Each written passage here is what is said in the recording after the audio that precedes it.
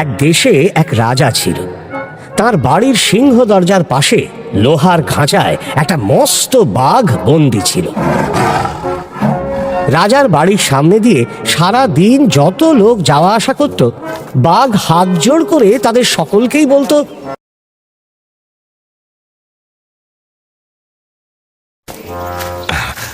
ও দাদা ভাই, অমন ভাবে কি দেখছো?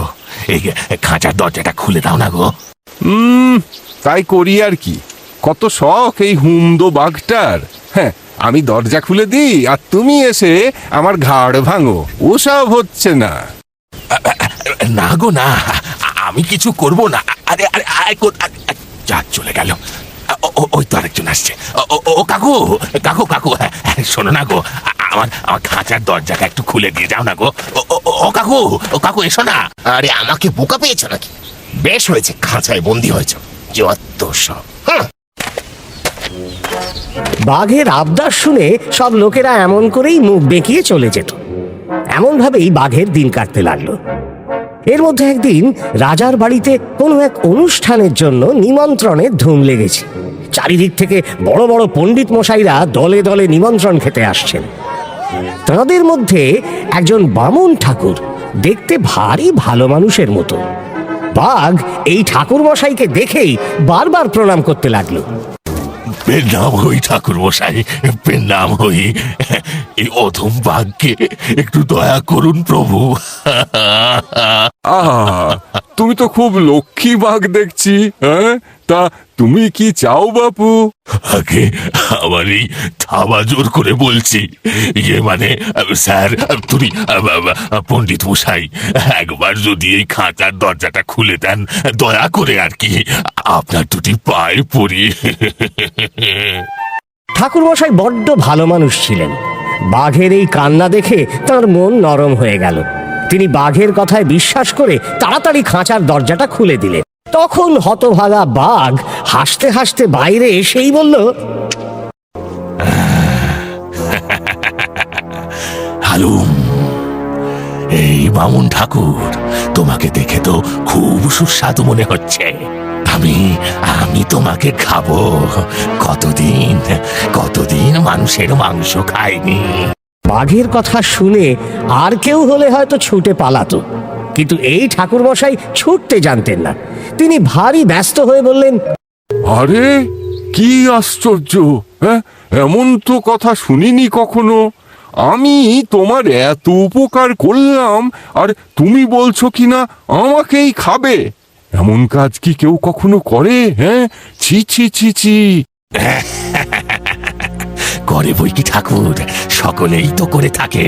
আর উপকারীর ঘাড় ভেঙে খাওয়াতেই তো বেশি মজা। হায় হায় হায় হায়, এ কি যে বলছো তুমি! তা কখনোই নয়। চলো চলো দেখি, তিনজন সাক্ষীকে জিজ্ঞেস করি, তারা কি বলে। হ্যাঁ, তুমি সত্যিই কিছু জানো না। আচ্ছা চলুন, আপনি যা বলছেন সাক্ষীরা যদি তাই বলে আমি আপনাকে ছেড়ে দিয়ে চলে যাব, কিন্তু তারা যদি আমার কথাকেই ঠিক বলে তবে আমি আপনাকে হালুম করে খাবো। সাক্ষী খুঁজতে ঠাকুরমশাই আর বাঘ গেল মাঠে। দুটো জমির মাঝখানে খানিকটা মাটি উঁচু রেখে চাষিরা একটি ছোট পথের মতো করে দেয়, তাকে বলে আল। ঠাকুরমশাই সেই আল দেখিয়ে বললেন, এই যে, এই আমার 1 নম্বর সাক্ষী। বেশ বেশ বেশ, ওকে জিজ্ঞেস করুন ও কি বলে। হালুম। এই আল? আল? ও বাপু আল, আচ্ছা তুমি বলো দেখি, আমি যদি কারোর উপকার করি তাহলে কি সে উল্টে আমার অপকার করতে পারে? হ্যাঁ। ঠাকুরমশাইয়ের কথা শুনে আল বিরক্ত হয়েই বলল যে হ্যাঁ, 100 বার করতে পারে, কারণ সে নিজেই এর ভুক্তভোগী।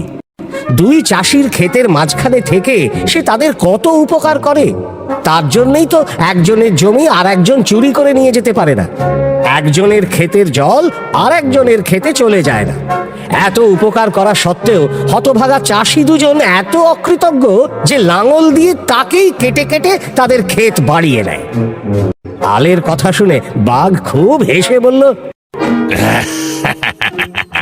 কি শুনলেন তো ঠাকুর মশাই, ভালো করলে কেউ তার মন্দ করে কিনা। হালুম। আরে রসো রসো, আমার তো আরো দুজন সাক্ষী আছে, তারা কি বলে দেখি। আচ্ছা হালুম, মানে চলুন। মাঠের মাঝখানে একটা বট গাছ ছিল। ঠাকুরমশাই তাকে দেখিয়ে বললেন, ওই যে ওই বট গাছটা দেখছো, ওই আমার 2 নম্বর সাক্ষী। আচ্ছা, ওকে জিজ্ঞেস করুন, দেখি দেখি ও কি বলে। বাপু বট গাছ, ও বট গাছ, বলি তোমার তো অনেক বয়স হয়েছে, অনেক দেখেছো শুনেছো, হ্যাঁ, তা বলো দেখি, উপকার যে করে তার অপকার কি কেউ করে? হ্যাঁ, বটগাছ একটুও না ভেবে চট করে উত্তর দিল। সে বলল যে কেউ যদি কারোর ওপর উপকার করে তবে সেই তো সবার আগে উপকার করা লোকটির অপকার করে। এই সহজ সত্যটা ঠাকুরমশাই জানেন না দেখে তো সে নিজেই অবাক হয়ে গেছে। বটগাছ আরো বলল যে তার সাথেই তো এটা রোজ হয়ে থাকে।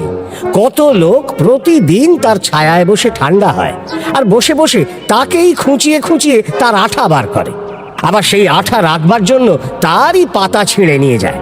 এখানেই শেষ নয়, আরো আছে। তারা এত অকৃতজ্ঞ যে বটগাছের ছায়ায় বসে বিশ্রাম নিয়ে ঠান্ডা হয়ে উঠে চলে যাওয়ার আগে তারই ডালটা ভেঙে নিয়ে চলে যায়। বটগাছের কথা শুনে বাঘ তো এবার আনন্দে প্রায় লাফালাফি শুরু করে আর কি। সে বলে, হালুম, কি ঠাকুর মশাই, ও কি বলছে? আসুন আসুন আসুন, আপনাকে হালুম করে খায়। তখন ঠাকুরমশাই তো পড়লেন খুব মুশকিলে। কি বলবেন ভেবে ঠিক করতে পারলেন না।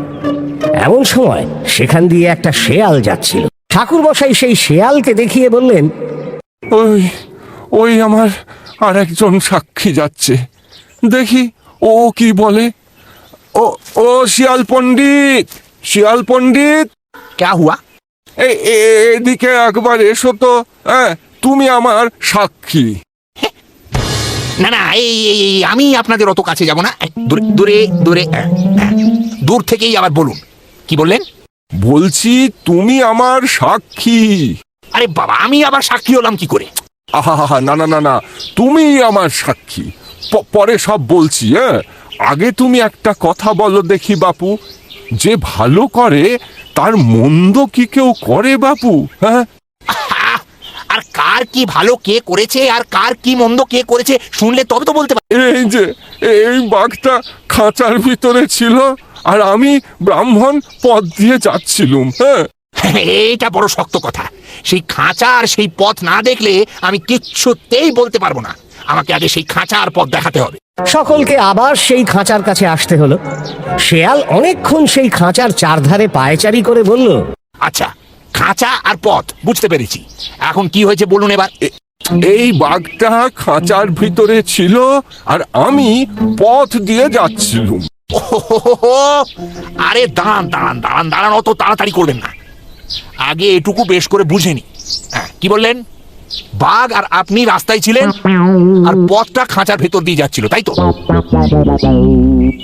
এই কথা শুনে বাঘটা হো হো করে হেসে উঠল, বলল, দূর গাধা, বাঘ খাঁচার ভেতর ছিল আর এই বামুনটা পথ দিয়ে যাচ্ছিল। হ্যাঁ, বুঝেছি বুঝেছি বুঝেছি, তার মানে বামন খাঁচার ভেতর ছিল আর বাঘ পথ দিয়ে যাচ্ছিল, তাই তো? আরে বোকা, তা নয়। কি বিপদ, বাঘ খাঁচার ভেতর ছিল, বামুন পথ দিয়ে যাচ্ছিল। আরে দূর, এ তো ভারী গোলমেলে কথা হলো দেখছি, আমি কিছুই বুঝতে পারছি না। কি বললে? বাঘ বামুনের ভেতরে ছিল আর খাঁচা পথ দিয়ে যাচ্ছিল, এবার ঠিক হয়েছে? তোমার মতো এমন বোকা তো আর কোথাও দেখিনি। আরে বাঘ ছিল খাঁচার ভেতরে আর বামুন যাচ্ছিল পথ দিয়ে। ওহো, আরে না না না না না, অত শক্ত কথা আমি বুঝতে পারছি না। এই, ভালো করে শোন, এই কথা তোকে বুঝতেই হবে।